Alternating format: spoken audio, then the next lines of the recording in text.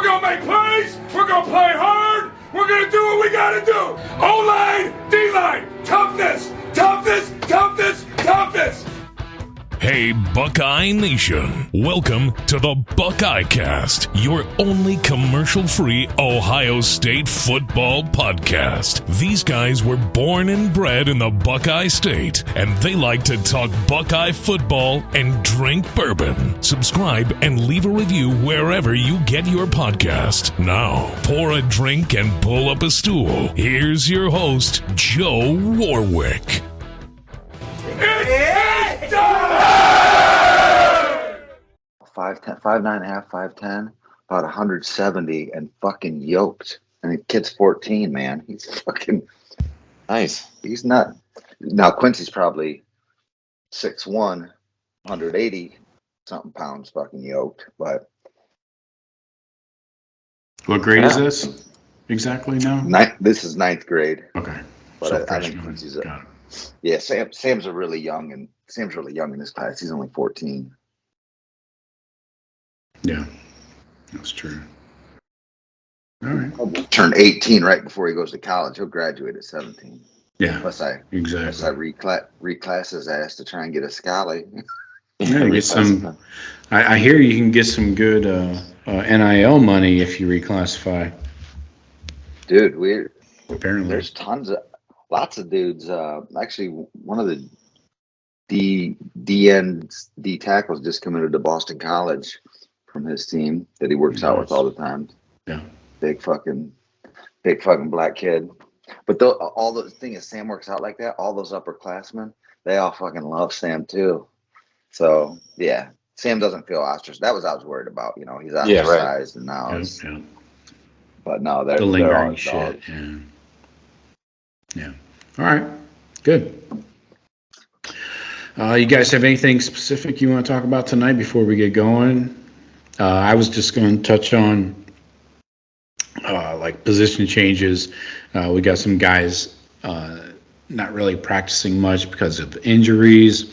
I was going to talk about the new defense, and then we can run through kind of a 2-deep, doesn't even have to be a 2-deep actually. I mean, just starters even. We can just go 1-deep for now on the entire roster or the entire depth chart. Anything else you guys want to cover? I didn't have anything in particular. I figured we'd cover all the particulars like you're talking. Nothing besides that. Okay. All right. Let's get it going. Here we go. We are back. We are so fucking back. I am pumped to be here. We are launching Season 7. This is the premiere of Season 7 of the Buckeye Cast. Can't believe it. 7 seasons. Jesus Christ. Where does the time go? I just can't believe it. As always, folks, like the man said, this is the only commercial-free Ohio State football podcast. Please hit us up, get us a review, helps other people find the show. And if you want to actually send it to them, that'd be even more helpful. Hit the website, thebuckeyecast.com. Tons of new shirts there, as always. $35 across the board for T-shirts. You'll pay a little more if you want a long sleeve shirt, but regular tri-blend tees are all $35 across the board. My printer has raised prices on everything across the board, but I have not passed that on to you because I like keeping my customers happy. We have a lot of loyal customers, and I'm not going to stick you for $1 or $2 or $10 just because my printer feels they have to. Anyway, we're going to get into some 2022 expectations, quick run through some position battles, some injuries, position changes, which might be more important, and kind of give you at least starters at each position and maybe a rotation on some positions like receivers and shit like that. I will let you guys know I did attend a brunch this morning, so I got a little drunk, hydrated, then got a little more drunk after that. So not sure how I'm going to flow here tonight. I did pour a shot of Buffalo, so if you're watching on video tonight, yeah, here's to you. Yeah. So we're also going to talk, we're going to try and finish the show with 3 very interesting topics. I know Shawn probably doesn't have much to talk about these topics with, but we're going to talk Ukraine versus Russia. We're going to talk Will Smith versus Chris Rock, and then we're going to talk transgender men infiltrating women's sports. So just going to finish up with a few light topics. You guys okay with that? Yeah, I got all kinds of. I got all kinds of. I'm kidding. Let's go. Let's fucking go. We're gonna do a spinoff, the Buckeye Cast spinoff. Yeah, we're gonna go heavy. We're gonna get shadow banned by all social media and YouTube, Google, everybody, by even mentioning transgenders. So I'm sure the more I say that, the more I'm getting my legs cut out from under me. Well, it's really opened up for my son the options that he has. We'll see how the next couple of years of high school sports play out. There you go. We'll see. Women wrestling, women football, women baseball, even. I mean, it's a ton of avenues that could open up. I remember when I ran track in junior high and in high school with girls, and I was just thinking if I would have been just told everybody I wanted to be a woman, I could have been an Olympic sprinter. I had a women's Olympic speed. Yep. There's a dude doing that right now. He might not have beat you in a 100. He might not beat you right now in a 100. Well, I'm kidding. All right, so quickly, let's go. Let's actually talk about. I guess let's talk about some bourbon. It's been a little while, like 3 months since we talked. I'm sure you guys have dug into the bourbon cellar. Jeff, what do you got? Anything new on the horizon? Well, I just picked up a couple bottles of rye a couple weeks ago. The Basil Hayden and the Bullet 95 proof rye. I got a customer bought me a full nice little bottle of Buffalo. Oh, so she said, yeah. She's like, what do you like to drink? I said, bourbon. She's like, what kind? I said, Buffalo Trace. It's the first thing came in my head. I figured it was something that you could find. Yeah. And she, next time I came over there, pick up the rest of the money from a job. She's like, here, thank you. I said, no, thank you.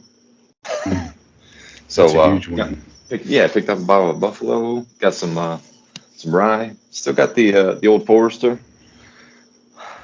This has been kind of bouncing back and forth between those. Nice. Henry, what you got going on? Well, I sent you that picture. I got the coolest bottle, or collector's bottle I have in my collection now of a Derringer bourbon. It's got a Derringer cork like cap that goes on the end, and I just finished that bottle Friday. I just kind of wanted to get it out of my sight. It wasn't it wasn't a drain pour, but it wasn't good either. You make any cocktails with it, like an old fashioned or something, maybe? I don't mess around like that. I do it straight. Still got some of that baby bourbon that is a drain pour. So I don't know why I haven't dumped that out yet. But give that to the kids or something. I know. I told my daughter, "Hey, take this to a party." This will get you in. Forget the cover charge. It might get you thrown out. Well, until somebody tastes it. But I don't know. Maybe it grew on me a little bit. But it's not great. But it was tolerable. And so, but the bottle is so cool. Go and look at it online or whatnot. And I do plan on putting some Buffalo or something else in there just to keep that bottle up there. Right. That's a cool looking bottle. Yeah. keep the gun in your purse, if nothing else. That's right. Nice. Yeah, I got a sixer of Buffalo from a wine store in California last week. That was a huge win. I hit ABC kind of hard one day and picked up some of the $30 bottles section, like Larceny, Walking Stick, Jefferson's, what else? Woodford, of course. I mean, they're all like same price range, all good shit. Like for the money, I mean, I don't know how you do better than those. So yeah, I've been just kind of ping pong in between all of those. So yeah, Eagle. I just cracked open a bottle of Eagle last night. Got a birthday coming up, so I think the old ladies found some Colonel Taylor for me. Okay, nice. And so, what else? Oh, Sazerac rye. That's a good rye. Very affordable, like $25, $28, wherever. It's hard to find, but online it's pretty cheap. But yeah, that's about it. Did I ever tell you, Shawn, that I found that Willet rye here nearby? I think you sent a picture or something of it. Did I? Okay.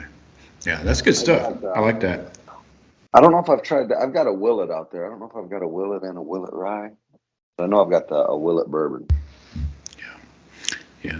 That's a heavy cinnamon one. But all right. Let's do you guys want to talk expectations for 2022, or is it too early? I have expectations.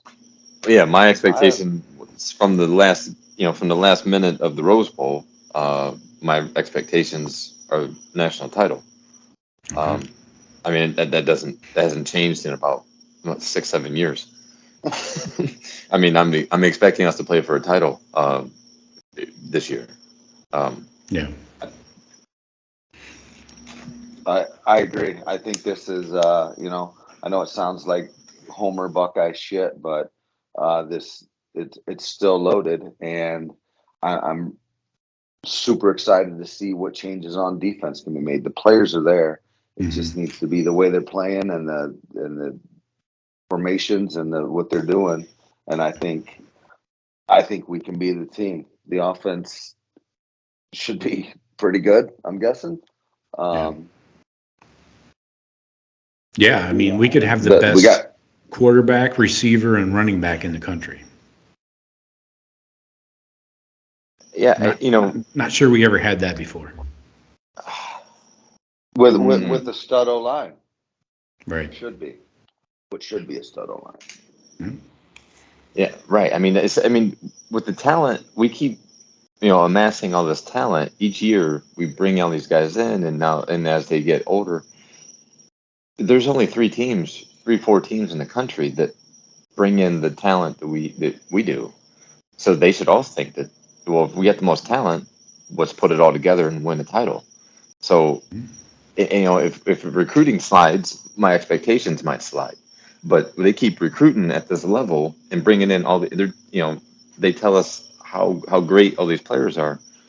So I expect them to play great and have great results. So, they keep, we keep getting 5 stars and 5 stars, 5-star this, 5-star here. Well, win the title then. So to kind of split hairs here, is it just enough to make the Final Four, or is it strictly, or even is it 3 levels? Is it just make the Final Four, or is it just play in the national championship game like we did 2 years ago, or is it a 3rd level national championship winner? That's it.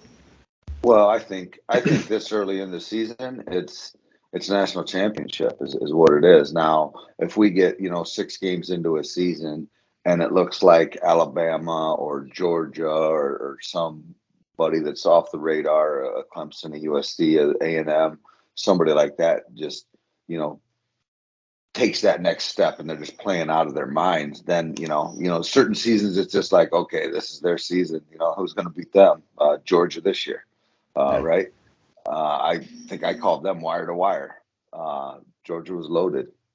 I still thought Ohio State would be there and could fight with that. But I think this early in the season, you go for, hey, we're going to win it all.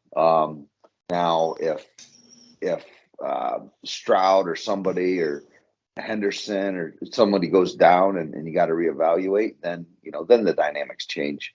But I think early on with this roster, and if they can pull it all together, this national championship. Right now, that's what I'm in for.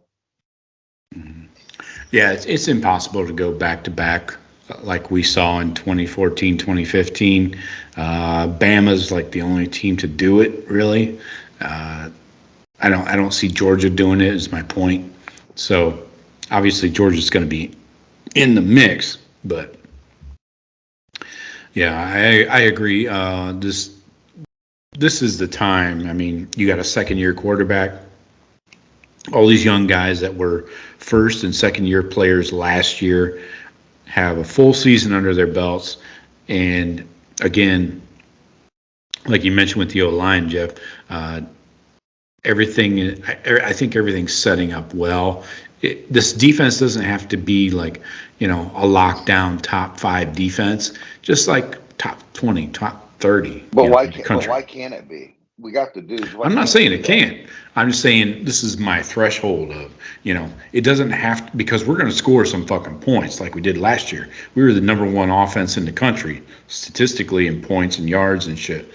But so you don't need to have a lockdown top 5 defense. That would be great, but you got to kind of set expectations too. Yeah, we don't need. You're right, Joe. We don't need a top 5 defense. We need a top 30 defense to go with our number 1 offense. If we're scoring 40 plus a game, defense definitely needs to be allowing less than 24. Yeah. We can't be ranked 120th or whatever in any category on defense. You know what I mean? That's, our pass defense, what was it last year? We were over 100. Yeah. In our pass defense. We're one of the worst in the country. We just can't be that bad. The way college football is, everybody gives up points. I mean, unless you have, 12 NFL players on defense, like Georgia. I think even the Big Ten gives up points unless you're playing Iowa or fucking Wisconsin. You're going to give up points to a spread offense. It's just the way the game's going.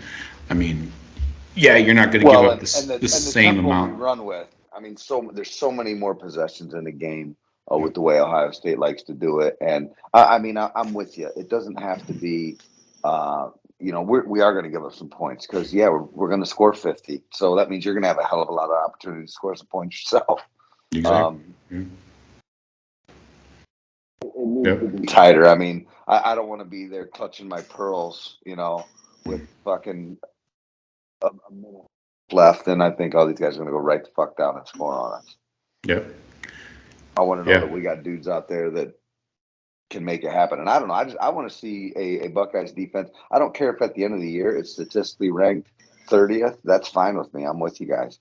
But during crunch time and big games, I want it to be one of those silver bullets, lights out. Fucking, we're bringing it with some strong linebacker play, strong pass rush, hard hitting safeties, cover corners. I want it all. Yeah. Okay. So let's get into some specific roster and position changes. We got Cade Stover.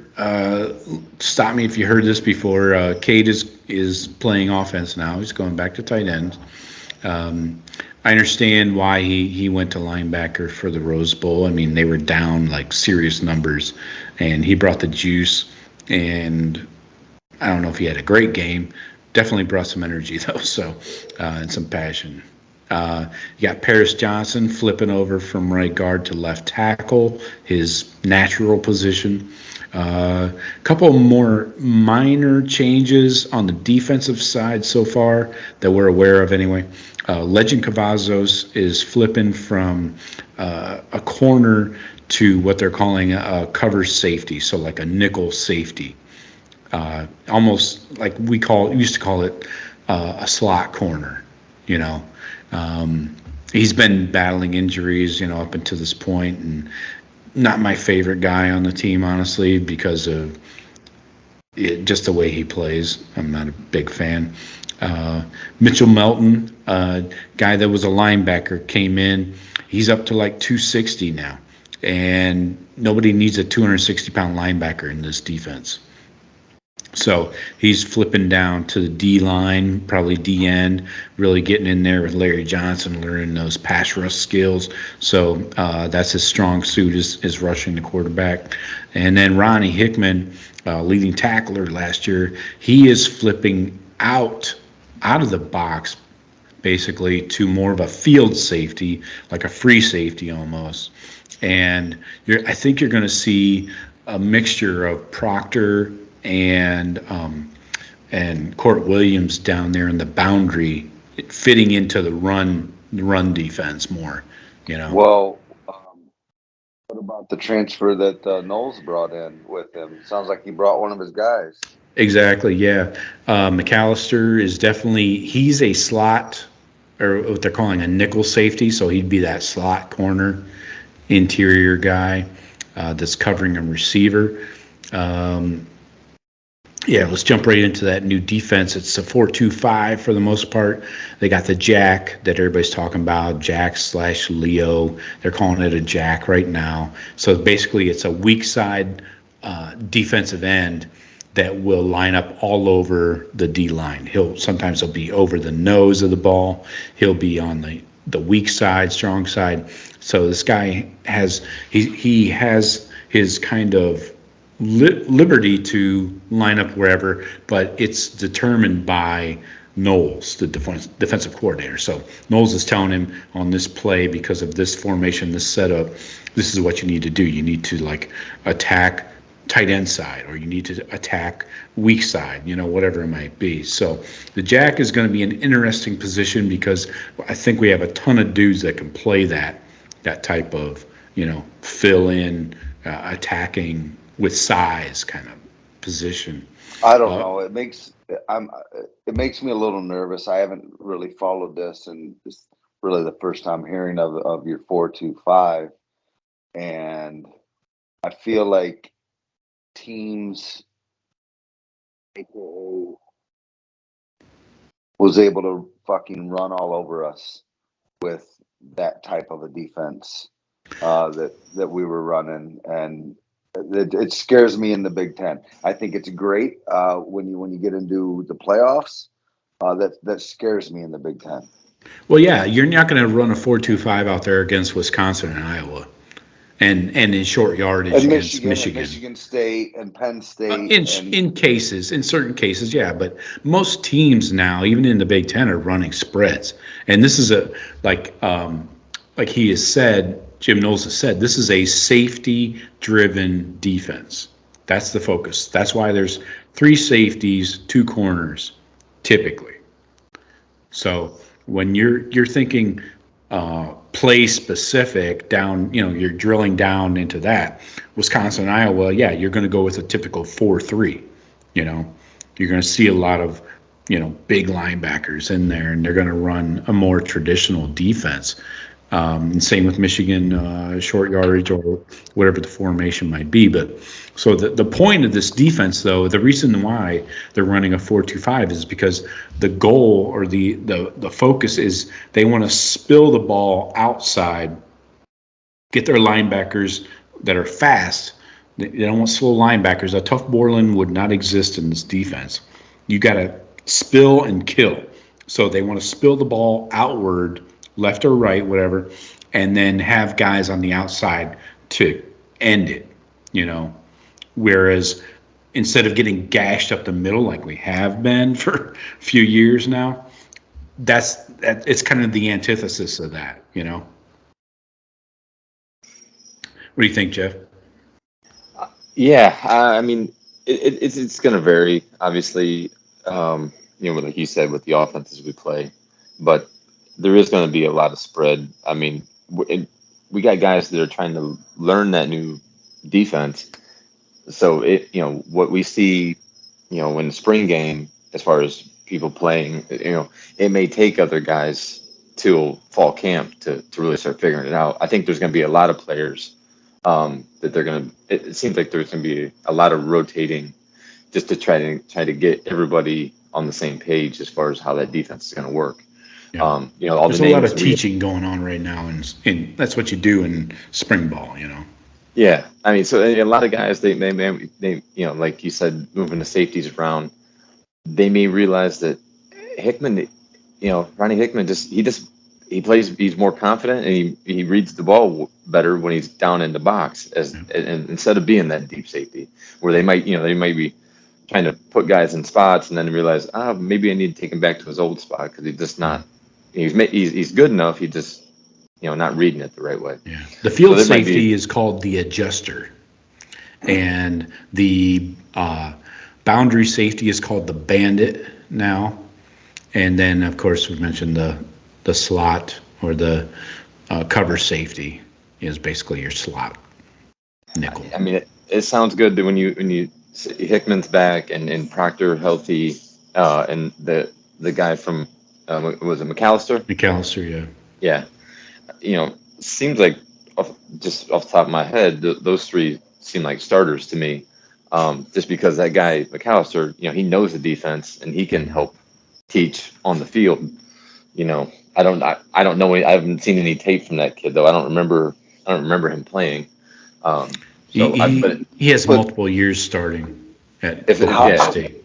How are you going to keep, Court Williams, Cam Martinez, Leighton Ransom, Ronnie Hickman, that McAllister, Bryson Shaw, who kind of solidified himself, Marcus Hooker, who showed things. I mean, there's 6 dudes. Yeah, I would. Proctor, there's 7.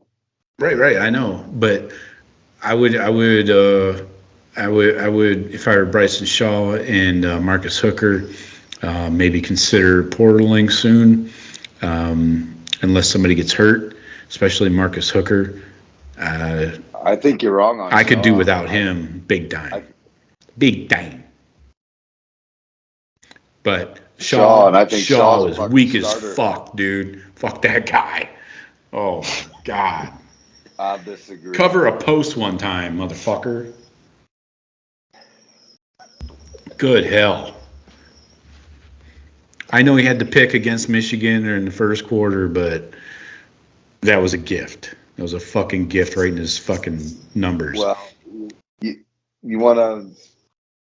Give me Proctor, give me Court Williams, give me... Shaw got more playing time than any of those fucking guys that couldn't... Yeah, Proctor had his fucking leg broken week 2. What the hell you expect? Bryson Shaw plays football. That's all I'm saying. Nobody else does. And how do you keep this Cam Martinez off the field? I know he's short, but the dude balls. He's in the running for that nickel safety. He'll be covering. He'll be getting playing time for sure behind McAllister. And maybe he beats McAllister out. I'm not giving that McAllister guy a starting role right now. Trust me. Legend. Yeah, legend. Please. He's moving into this group. I mean, dude, if we were playing 5 safeties, Legend wouldn't fucking make it. Well, he's not in the 2 deep in the corner battle. I'll tell you that. If we're only playing 2 corners a game, he's definitely not in that 2 deep in my world. Yeah, not with Jordan Hancock. You got too much depth there. Cam Brown. Yeah, Denzel. Cam's back healthy, and Denzel probably your 2 starters. But we don't know Jordan Hancock. J.K. Johnson, Jacqueline Johnson, and Jordan Hancock to me are up and comers. I think those are probably your 2s, right? Definitely. Yep. I mean, we just second year guys. Yeah, second year guys. We just didn't see much from them at all. Then we got 2 more. We got Jair Brown and fucking Turner are in. You know, 22 guys. It's true freshmen. You wouldn't expect them to become impact corners. But let me touch on something. Sorry, Jeff, I don't want to cut you off. But go ahead. The Sevyn Banks thing really chaps my ass, and it's on him. It's 100% on him. He fucking. I don't know what his deal is. It seems kind of stupid in my opinion. So I'm going to kind of go after him here for a sec. He had a serious hip injury. I don't know if it was in fall camp or in the summer. It was like one of those Bo Jackson serious type hip injuries, you know. That's why he was never 100%. So I feel bad for him for that. But then he could have come back this season. He could play anywhere. He's in the portal. But he did not enroll in classes. He was not in classes in January. It's like, what are you doing? He turned down. He had an invite to the NFL Combine, turned it down. So it's like, okay. What do you mean? What's he doing? I mean, I don't understand. He's in the what portal. You're not getting. No, my point is he's in the portal, but he could have come back and had a shot at a fucking role on this but maybe team. He doesn't see it. I mean, he's probably already made up his mind that, hey, I'm going to get out of here. I'm going to go to a place where I'm going to be the starter. I'm going to be the stud, and we're going to see how it turns out. But here I'm guaranteed nothing. And I don't know. He's getting up there. It's been 4 months and he still isn't with a team, Shawn. What's that tell you? Well, it tells me that he wouldn't have fucking made our team, is what it tells me. I mean, and if no other team's picking him up in 4 months, you think he's going to start for Ohio State if he can't get a job up at Bowling Green? I mean, come on. I don't know. It seems like he would have got a decent shot. Well, what's the status with his hip injury? I mean, did he have surgery? Did he need to have surgery or anything? I don't know. I don't know the details of the injury. I just know it was fucked up that he didn't even go with the team out to LA for the Rose Bowl, and he was in Orlando, you know, and just wasn't in classes. It seemed like he checked out when the season ended and was like, whatever, like he didn't even give a fuck. That's the vibe I get by his actions. It's nothing that he said or anything like that. It's what he did. You know, maybe so, and maybe he has, and I think that may suck, but it's also his prerogative. And again, if no one's picked him up, and you're saying he could have stayed, and it sounds to me like Seven Banks might be done playing football. Maybe, yeah. He hasn't medically retired, but maybe. I wanted to jump on that real quick. But if I'm Seven Banks, let me run this by you. If I'm Seven Banks and basically I'm set up since I'm like a sophomore, junior in high school that I'm going to be a stud at the next level and then I'm going to go pro, and now I just got a fucking injury that is going to basically end that career, end my whole life's work. I can see how a 21-year-old could check out. I'm not going to throw that on a kid like that, man. That's a tough spot to be in. Okay. All right. Just wanted to put that out there so everybody knew the story. It wasn't like I think I've seen people accuse Ohio State of running him off. Okay, that's the reason I kind of wanted to set the record straight, because he definitely was not run off or told to, pack his bags or anything like that at all. So no, I wouldn't think Ohio State would do that either. But I mean the writing's probably on the wall. I mean, Seven, you had high, you had a high ceiling, and now if this injury is what you're talking about, I mean. Yeah. And to your point, I mean, you're getting recruited over at every position. So we see these guys like I just mentioned on the corner depth chart. Burke, Hancock, J.K. Johnson, and then Brown and Turner. I mean, these names are just you're getting replaced by these guys, 4 and 5 stars. So just wanted to touch on that while we're talking defense. Let's get into some position battles. Jeff, who do you think's starting at quarterback? I'm probably gonna go with the light skinned kid. I think he's got a good arm. Yeah. Yeah. So Kyle number McCord, 7. let me write that down. Number 7, I think he is. Oh, I thought you said light skin. A little bit darker than McCord. Okay. Nice. I mean, We only got 3 on scholarship, though. Yeah, and we'll pick up. We'll get another. We'll probably pick up another, at least one, graduate transfer or something like that. Like we always have 1 or 2 of them, but A Jagger. These are 3 studs, though. I mean, I like all 3 of those dudes a lot. Yeah, I think the offense is way more, kind of set in stone right now, and the defense is where you'll see more position battles, just because learning the new defense and we got more turnover there. But the offense is pretty much set, right? I mean, we know which receiver is going to be on the field. Well, I would debate that. I would debate that right now. Well, that's what we're here for. Let's go. Embrace debate. Throw your meat on the table. Obviously, Jackson Smith, Marvin Harrison, Emeka, Jaden Ballard. They're all going to see the field. Whoa. Are these in order? No, I'm just saying. I mean, Shawn, jump in. Take him. I'm tag teaming you in. Well, I mean, you certainly got Najiba. He's the guy, right? I mean, there's no doubt in that. I think what's going to end up being our number, I think it'll be Ibuka and Harrison as the 3, and then, but I don't know, Fleming and Ballard. But my 3 going out there are Najiba, Harrison Jr., and Ibuka. Oh, God damn it! You guys are dissing my guy 4. I am pissed. Who, Bab? Fleming, Bab? fucking Fleming, cocksucker. I love Julian Fleming. I hope he's hope first he stays one healthy. in last year. Yeah, I would love to see him, stay healthy and make an impact. But he's going to. He's healthy. Yeah.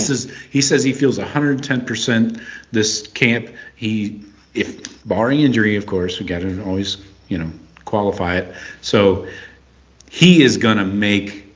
This is his contract year. He is. I know he's a 2020 guy, so he's what, 3rd year in the program. So this is his year. I think Fleming is going to bust out, and I know it's going to be hard to take balls away from Njigba, but and Harrison's good too. I think Fleming gets the start. Now, Joe, I have think you heard? Ibuka's going to. What? I'm sorry. Go ahead, Jeff. I was just gonna ask, have we heard anything about, like, if they're moving and Jigba back out or outside, or they keeping him in the slot? And He's in the slot right now. Okay. Why would you move him though? I mean, they well, always try to get killed. No, they did it with Wilson. I'm with you. I know. That's why I was asking. Why do you get so cute, man? This works. Yeah, I know he can catch 80 balls. Staying in the slot there. So, and it's a lot harder to double. I think he's perfect for the spot that he was in last year. I hope they don't try to move him like they did Garrett, just trying to get him outside more or whatever. But it's not like we're trying to fill a void. Like, we have studs that can stay outside. We have other receivers. I hope they don't try to move him around. Keep him where he is. Let him work. But Emeka and Marvin out there with Fleming, Jaden Ballard, and Cameron Babb. If to me, he's that's healthy, 6 right there. Babb's going to be in rotation if he's healthy. He's a wild card, kind of, I would say. Yeah. It's going to be Jackson Smith Najiba, and then he's going to be on the field a lot. I think he's going to lead the receivers certainly in plays. But the next 5, I see all those guys getting, if they stay healthy. One of them will get hurt probably, but I think Jaden Ballard's probably the 6th guy. Him and Cam Babb are 5 and 6, and if they stay healthy, they can do some damage. You got a 6-dude rotation going? Yeah, well, I mean, that's always what they want, kind of. Not that they've had it, but that's always what they talk about is a 6-dude rotation. And then, I'm sure later in the season or in blowout games, you're going to have Burton and Grays getting some garbage time too. Have you seen Grays in that student appreciation video yesterday? Oh, Uh-uh. fuck. Keon Grays is the shit. Oh yeah. And Emeka made a one-handed catch on a fly route over top of a DB who was draped all over him. Wow. Yeah. I think the other receivers, Caleb Burton, I believe, is coming off a knee his senior year in high school. I'm not sure Caleb Brown is on campus yet, and same with Kojo Antwi. I'm not sure all three of those three guys are in the mix, but Keon Grays looks good. Liking him. Caught a nice little catch, and who was it? Devin Brown threw a nice little deep corner route in the back of the end zone that he went out and got. So pumped about those.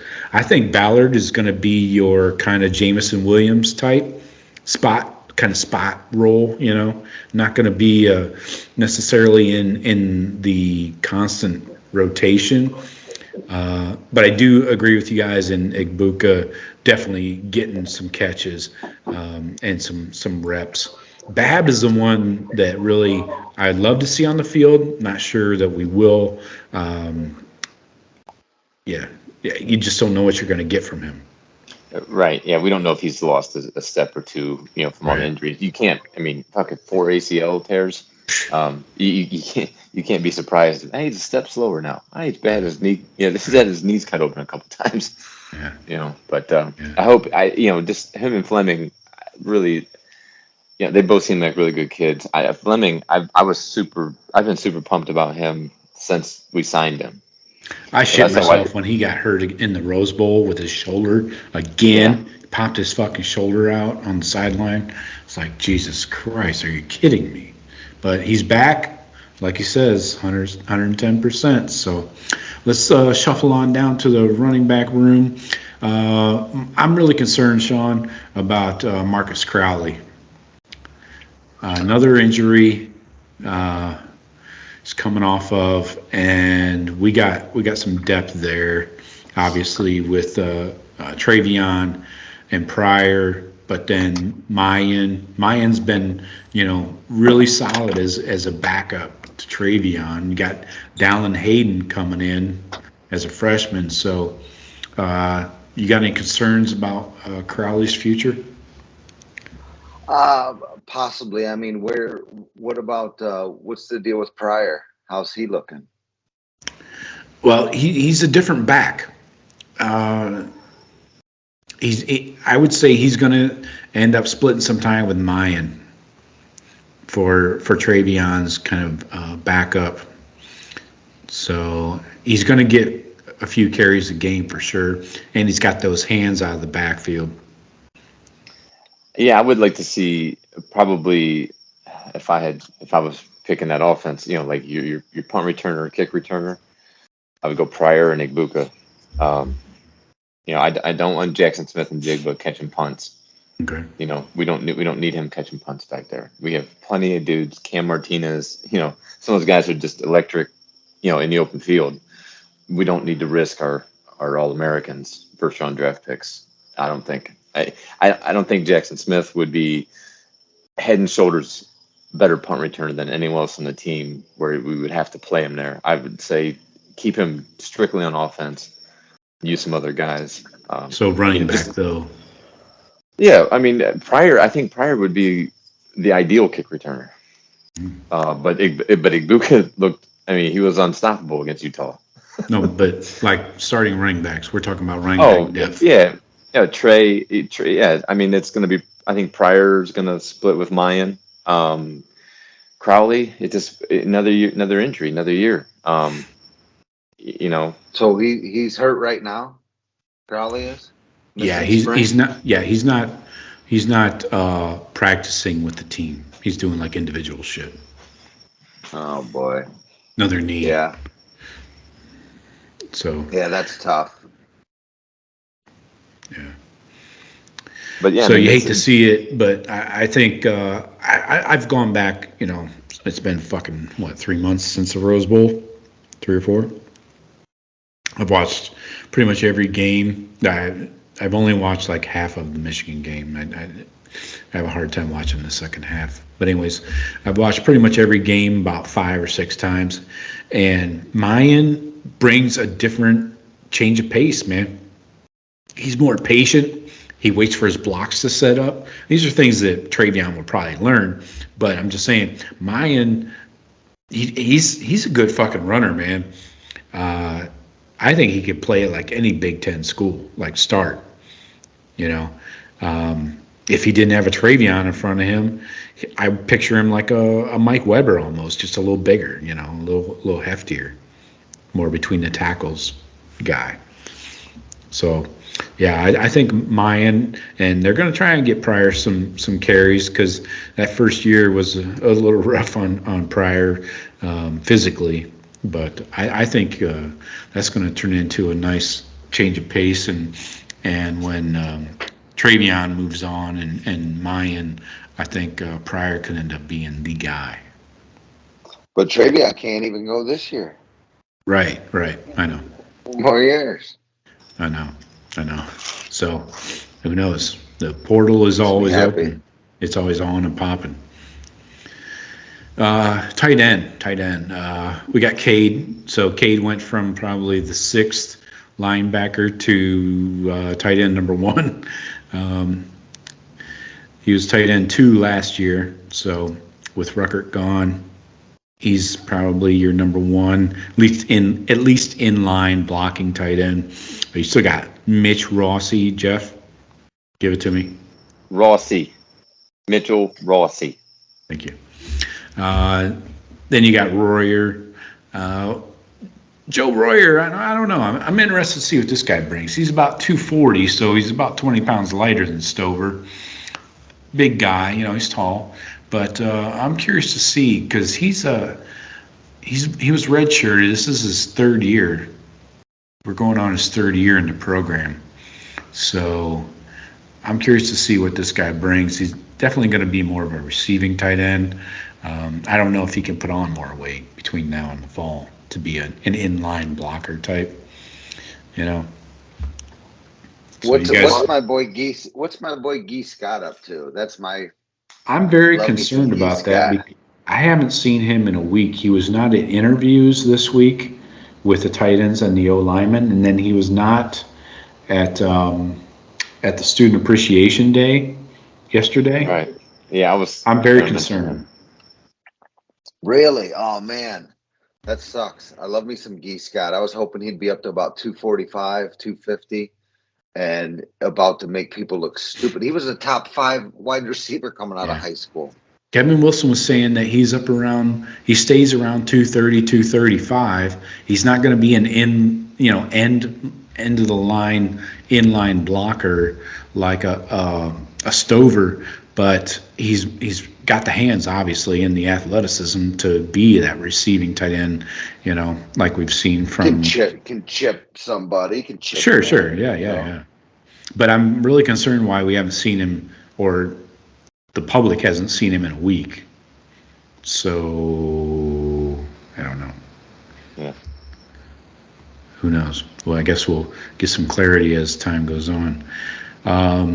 O-line, I think this is pretty much set in stone. We got new coach Justin Fry in there, and with Harry Miller retiring, appreciate you and all the trauma you kind of had to go through as a Buckeye O-lineman. Sorry, but yeah, good luck to him, man, for real. Yeah, give that guy a hug. So I think our starting 5 is pretty obvious, right? We got Paris moving out to left tackle. Donovan Jackson at left guard is what they're saying. And here's a little nugget. This is not a Nevada nugget. This is a real nugget. Okay, this is something you can, put in the back of your brain. Donovan Jackson's playing left guard for a potential down the road move to left tackle, should he be needed there. So keep that in mind. Wasn't he a guard coming out of high school? Yeah. Wasn't him and Jones, right? Matt Jones, yeah. Matt Jones will be right guard, and then of course DeJuan stays at right tackle. And Whippler is the center still. Yeah. So I mean, I think that's pretty set in stone. Obviously barring injuries, but Yeah. it may help. Now it seems like we have a center playing center. We have two guards playing guards and two tackles playing tackle.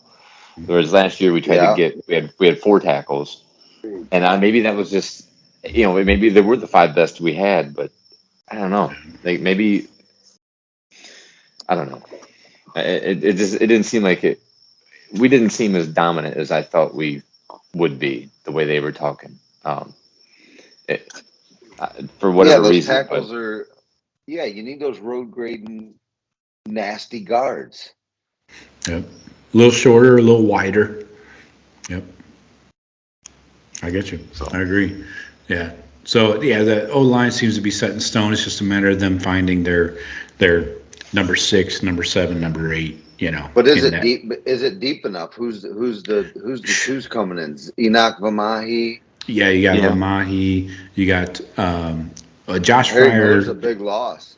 Fryer sprained tore his ACL in pregame of the Michigan game, so Fryer's not even going to be an option this year. You got guys like Grant Toutant. You got Jacob James, Trey LaRue. Yeah, you got Kreisman. He's young. Michalski. Then you got 4 guys coming in with the 22 class.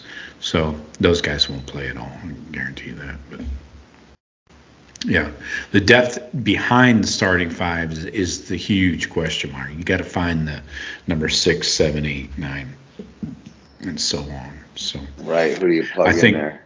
I think Matt Jones would probably plug in at center from what they're saying if Whippler goes down. Then Vamahi, bring in Vamahi. Maybe, yeah.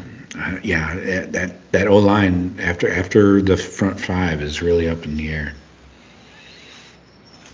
So. Yeah, I'd say that's the biggest concern on the offensive side. I mean, tight ends, we have some good pass catchers. We have some really good blockers. Hopefully, one or two of those guys can show well enough in both aspects of tight end. But you're right, the depth of the O line is really the only concern that I think about on the offensive side of the ball. Yeah. Because linemen get rolled up on. There's gonna be injuries. It's gonna happen. So yeah, we got to develop some depth. And looking at last year's snap count real quick, Vamahi led the second team guys with 76 on the season. Jeez, that's it. That's it. Yeah. Yeah, the starters played. Yeah, and even Donovan Jackson had 100. Matt Jones had 450 because Thayer kept coming out of the game and shit. That card. So Jacob James only had 10. Trey LaRue had 8. Zen Michalski had 2. So 0 experience basically behind that starting 5. Yeah. So hopefully health stays with him, but and having a new line coach, he's gonna go out and poll. I bet our recruiting class next year, I bet he polls two or 3 top 20 linemen. Yeah. Just because we're gonna have the spots open. Yeah. Yeah. Let's get into a lot of hype about that guy. Yeah. Yeah, he seems like at least he's bringing energy and some recruiting chops to the position, so that's good. Let's flip it over and talk defense real quick. D-line, we know pretty much everything we got there. Cage being the oldest on his last legs. Teron Vincent almost there, and hope he stays healthy. Right. Michael Hall and Tyleek Williams, super young, this is only their second year, but these guys definitely are going to get on the field more regularly. They're saying Tyleek dropped down he came in at 360. He blamed it on COVID. He's like, yeah, COVID got the best of me in his interviews last week. But so now he's down to 320. And he can play more plays. I mean, the weight is really what was keeping him off the field because he just wasn't in shape to go 2, 3, 4 plays in a row, Yeah. And Michael Hall. He's so good for a big man. Shit, I love Tyleek Williams. Yeah. He made plays when he was in there. Right. But so now the consistency where he can stay on the field is where we're going to see more of him, I think. And Michael Hall, I really like him. Linebackers, this is really up in the air, honestly. And again, it goes by, who we're playing. Are we going with 2 or 3 linebackers on the field? What's their formation on offense that we're going against? Eichenberg, great Rose Bowl. Not sure we're going to need you every week. You watch Eichenberg get a spot on that coach's defense. He got to go side to side, though, every play. So that's my concern. What's the kid's name that came from Arizona State? The Akron kid, train him, running back, train him. Yeah. I don't know how much starting. I don't know how much he's going to be pushing to be a starter. Taraja's back. Eichenberg, Simon. Simon is my big question mark there. Green Carrico is getting some reps in practice. Steel Chambers, of course. Yeah. I think I think he can only be better. I mean, he's only going to be. I think Steel Chambers is going to be playing a lot. If he's making the improvements that I expect him to make, he was coming sideline to sideline at the middle. Yeah, but you could Taraja. Taraja was supposed to be the shit. Seriously, he's a graduate. Yeah, I'm concerned about that. Yeah, I don't expect him to. I think if Taraja Mitchell earns the most playing time in our linebacking room, we don't have enough linebackers. Same with EA. Jim Knowles did say EA. They need to find a spot for him. It doesn't mean every play, but maybe he's somebody for that jack role. Same with Mitchell Melton has been mentioned as moving from linebacker to the D line and in that jack role. So it's kind of a combo thing. And then you can't forget about fucking CJ Hicks coming in. He is a sideline to sideline linebacker. Listening to Buckeye insiders, they talk like that dude's going to be on the field this year. Like he's not. There's no red shirt warm up period for him. He's going to come in and he'll earn. They have. Everybody that I've heard talk about him has all the confidence in the world that he'll come in and earn playing time immediately. Watch those Ohio linebackers, Reed Carrico and Gabe Powers, come in and bust their ass. They're saying Carrico's gotten some snaps at the weak side. So yeah. Well, in that defense too, it's the weak side defensive end. In that Leo spot can be dropped off, moved around. Stand up, hand on the dirt. Is that Jack Sawyer? I mean, if could be, yeah. If Tuimulau could be at the strong side defensive end, is Jack Sawyer that guy that? Well, it's weak side weak side, yeah. I think the two of them are. I think they're gonna outplay Harrison. Could be, yeah. They could put Harrison at strong side end, and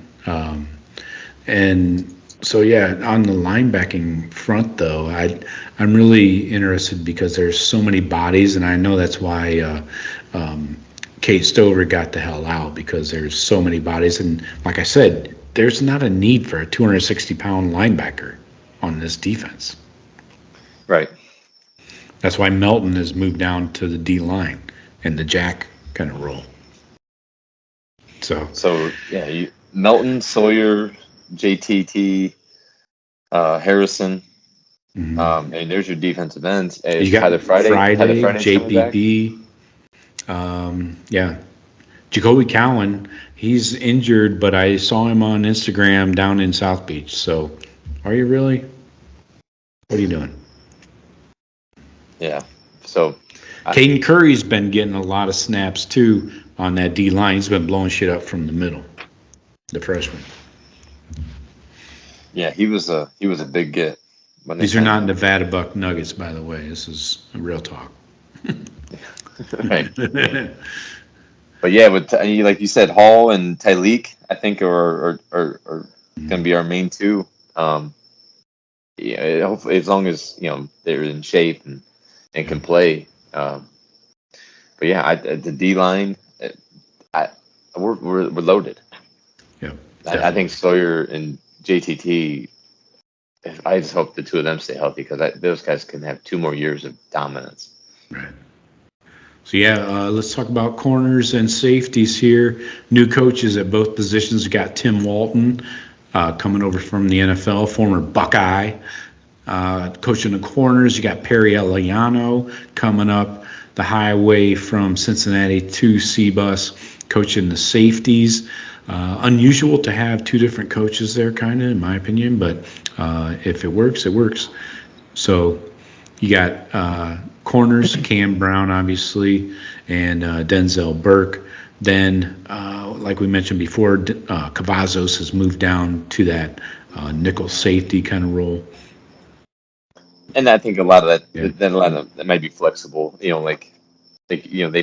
moved him down there, but like I said, maybe through the spring game and stuff like that, when they come to fall camp, maybe we need to move him back to corner. Or injuries in the depth chart of one of those positions may alter, guys moving from position to position. But Cavazos, he worries me. He just I don't not know. consistent enough. He's been such a pro Ohio State. He was big in recruiting. Just I want Legend to do well. But I think this is his year. He's Joe. You said he's moving possibly to that 5 spot, but to me, it's kind of a make it or break it year for him as well. Yeah. Yeah, I mean, it's his 3rd year in the program. I mean, we're looking at a lot of these guys that have multiple years in the program and haven't really seen regular playing time, haven't cracked that too deep.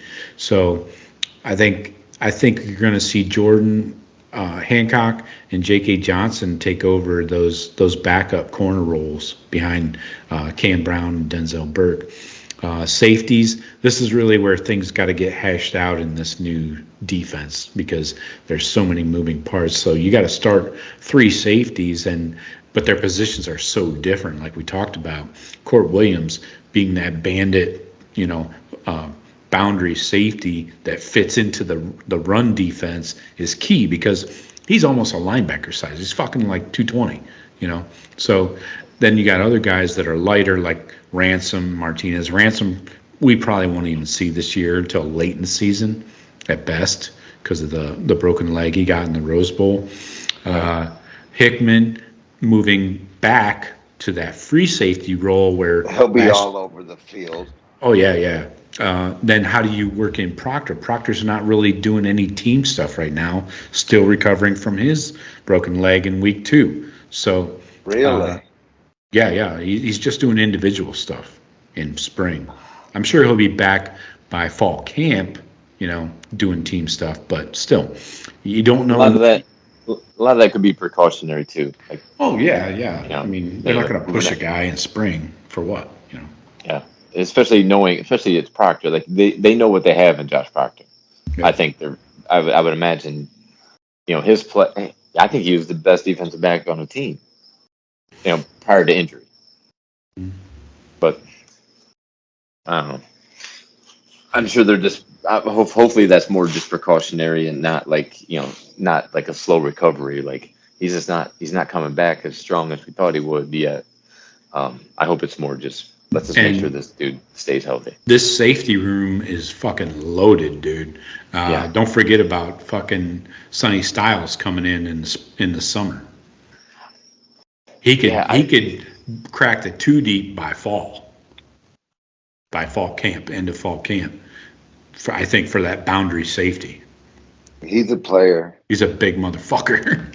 Yeah, he was their stud on the basketball team. They won state title. But Styles. You never want to say a freshman coming in the summer. is going to is going to be a starter on a team like Ohio State, but he's special. He is. I'd say if any, because JTT and Sawyer, they were number one position guys in the country, and neither one of them came in and just took over starting spot from day one. So I mean, it's a lot to expect. Sure. Especially Styles, who's actually only a junior in high school. Or should be. Right. Just finished up his junior year. Reclassified, Senior. But yeah, CJ Hicks, Sonny Styles. A lot of Buckeye people are talking like both of them will be on the field this year. Yeah. But I mean, so then who's not playing? Court Williams, Josh Proctor, Ronnie Hickman, McAllister. Yeah. This is where you're going to see some. That's a lot of guys turn out. Yeah. I think after spring we're probably going to lose a couple of these guys after spring. Yeah, the portal is going to be on and popping. Definitely, probably into May, with all the other spring games kind of finishing up by then. As long as they don't go to.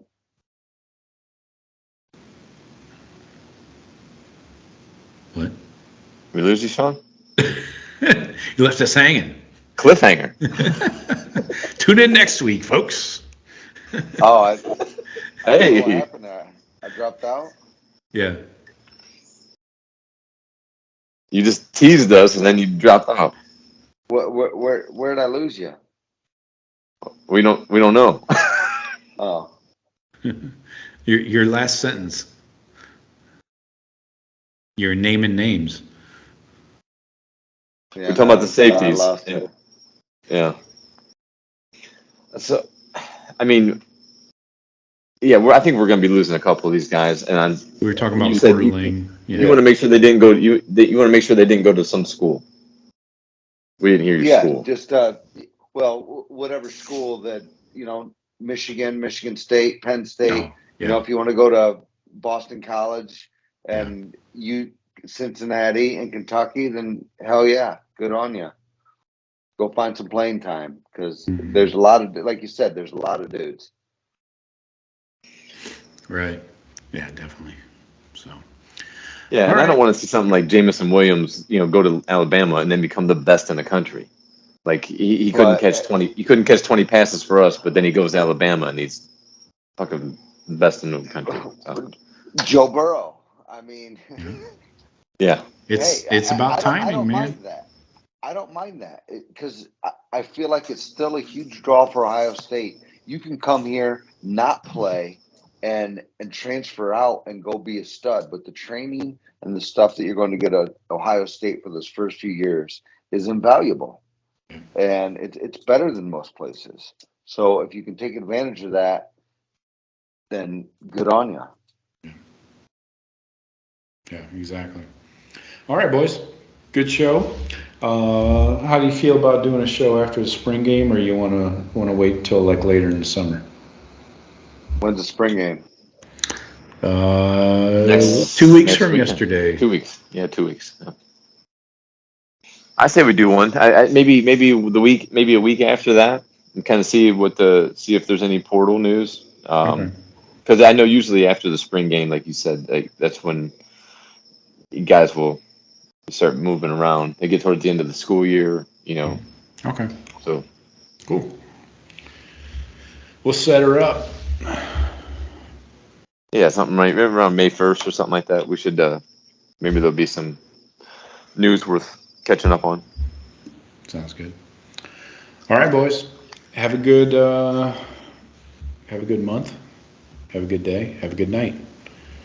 Thank you, folks, for listening. As always, hit up the site, thebuckeyecast.com, and find us on social media. Tell a friend. Do us a favor. We appreciate it. All right, talk to you later, guys. Peace. See ya. Later.